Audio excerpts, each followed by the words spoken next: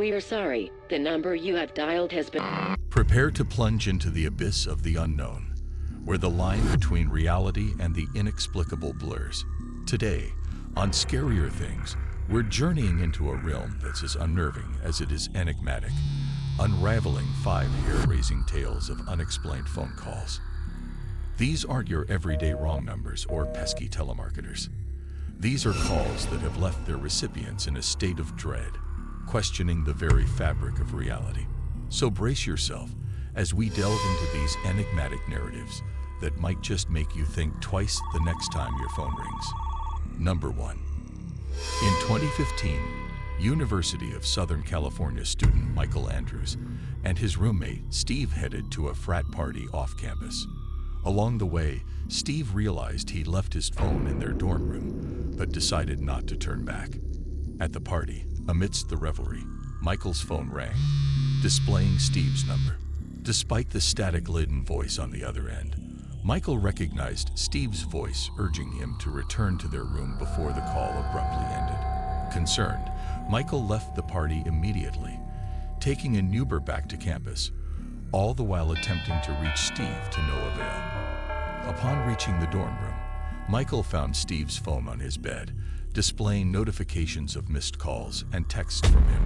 However, Steve was nowhere to be found. When Steve eventually returned, he denied making any calls to Michael and insisted he hadn't had his phone with him. The situation grew stranger as Steve's phone showed no record of the call, while Michael's phone indicated a 15-second conversation. Despite investigations by the phone company and a thorough search of their dorm room, no concrete explanation emerged for the mysterious call and the subsequent disappearance of Steve during that time. Number 2. In 1970, 25-year-old Donna Les worked as a nurse at a casino's first aid station in South Lake Tahoe, California. One day, Donna's boss and landlord received calls from an unidentified man claiming she had a family emergency and would be out of town for a while. Suspicions arose when Donna's boss contacted her mother, who denied any such family crisis. Although Donna's car was parked outside her apartment, she was nowhere to be found. The last trace of her was an unfinished entry in her logbook, suggesting an interruption during her final shift. The mystery of Donna's disappearance deepened until the San Francisco Chronicle received a cryptic postcard 6 months later from the infamous Zodiac Killer. While the postcard didn't directly mention Donna, it hinted at his 12th victim being buried in Lake Tahoe. The connection between this note and Donna's disappearance was evident, sparking investigations. However, despite potential clues from the postcard, searches in the area yielded no results. The link between Donna's disappearance and the Zodiac Killer became entangled due to the killer's usual pattern of not hiding bodies. This anomaly leaves the fate of Donna and the identity of the caller shrouded in mystery, casting doubt on the connection to the notorious serial killer. Number 3. In 2008, 19-year-old college student Brendan Swanson faced a harrowing situation while driving home after a night out in Minnesota. After crashing into a ditch on a desolate gravel road, Brendan, realizing the perilousness of his situation, reached out to his parents for help. However, when they arrived at the location he provided, they couldn't locate his car, leading to a frantic 45-minute phone conversation as Brendan attempted to guide them to his whereabouts. He mentioned seeing lights from a nearby town and was heading in that direction when suddenly, he exclaimed, "Oh shit," before the call abruptly ended. Despite extensive search efforts involving hundreds of volunteers and 30 dogs, only Brendan's car was discovered. The mystery deepened as Brendan's fate remained unknown, leaving everyone to wonder what he had encountered that prompted his alarming exclamation before the call cut off. Number 4. Not long ago, a Reddit user named Stacy Kolakowski shared a troubling account involving her brother. Every night, without fail, he would receive a call on his cell phone between 2 to 3 in the morning. Each time he answered, he was greeted by a nightmarish cacophony of static mixed with screams. After enduring this torment for a month, he changed his cell phone number and the calls ceased. However, to his dismay, they resumed with the same eerie noise at the same ungodly hour after only a week.